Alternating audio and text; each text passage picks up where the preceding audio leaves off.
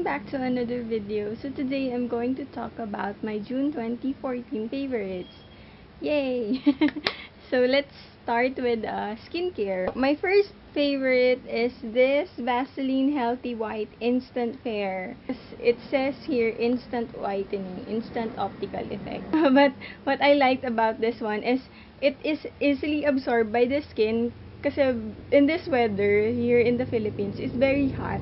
So when you use lotions or moisturizer, parang nagigreasy yung feeling. But this one, it's not greasy or it doesn't have that greasy feeling after you use it. Kasi it is easily absorbed. This one, the Bifesta cleansing lotion. So this is very good when, or this is what I actually use when I remove my makeup at the end of the day. And what I like about this product right here is it's very moisturizing sa face, and it melts off the makeup, all of the makeup in my face, on my face. So this is very good, and it's very great for, since I have acne prone and sensitive, very sensitive skin, it didn't break me out. That's one of the plus points that I like about this product right here. So it's very good, and I've been repurchasing this product ever since. I think I finished, this is my third bottle actually. So yeah, I really like this product right here. Alright, so the next product I have here is the Olive Body Butter from Body Shop. I really like this one because it's very moisturizing. Pero unlike the other one that I bought, this one is not thicker than the Shea Butter one. So this is great for very hot weather, but still very moisturizing. Alright, so next, okay, let's proceed to makeup. Yay! So I have here a bunch of products for makeup. Let's start with primer. So first one, I really like this Pore Professional Primer. It really does work in eliminating your pores. Ayan, so kaya gusto ko siya. Next one I have here is the Elana Makeup Primer. Kasi medyo mahal yung Pore Professional Primer to use every day. Kaya I don't use that every day. Kasi ayoko siyang maubos agad. But as a substitute, I use this Elana Makeup Primer. So very smooth din sa face, and it really does work as a primer. Next one is this Revlon Photo Ready Concealer.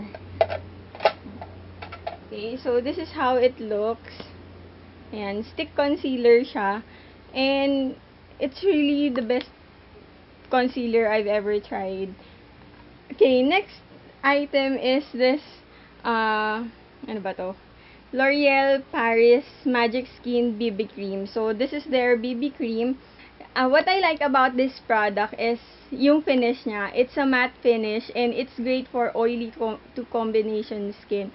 Ayun, and it really matches my skin. So, it matches my skin so well. And so, as I was saying, this product is very, matte yung finish niya. Pag kalabas ng product, white siya, but then when you blend it out, magmamatch siya sa skin mo. Ayan. Next I have here is the Maybelline Falsies Mascara. So, ayan. When you, in mascara, I only like yung Maybelline products. I try to, parang try out other products, but yeah, I still go back to this Maybelline Falsies and other Maybelline products. So next item I have here is the Lip Duo. I have here yung I like this Lip Duo na, this is actually what I'm using right now. This soft touch auto lip liner, and then I partner this with the Avon Ultra Glazewear lip gloss. Next one is yung brow products. Ayan. So, eto naman yung duo ng brow products na ginagamit ko.